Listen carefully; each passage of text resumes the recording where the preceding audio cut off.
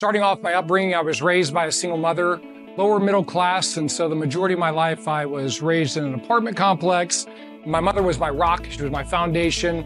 She showed me strength. She was an individual that graduated high school, started working for AT&T. So my whole life growing up, I thought that the key to success was becoming a high-level, sweet executive there.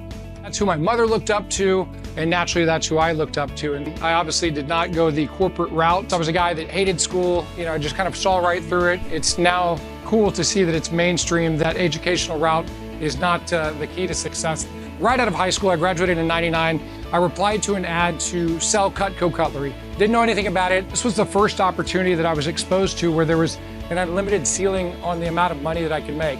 So that first summer I made $50,000 selling the products, got promoted to become an assistant manager and then a district manager, and kind of really went the course with them. I had offices all throughout Texas and Florida, hundreds of representatives that work under me.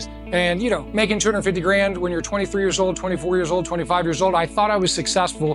When I hit Hall of Fame with Cutco, I had my first son. I was 30 years old, and I noticed that it was a transactional business, right? I was working 80 hours a week. At that point, I wanted to transition into something that was not a transactional business, get into real estate, and didn't know anything about real estate. I just knew I didn't want to be a broker. I didn't want to be an agent.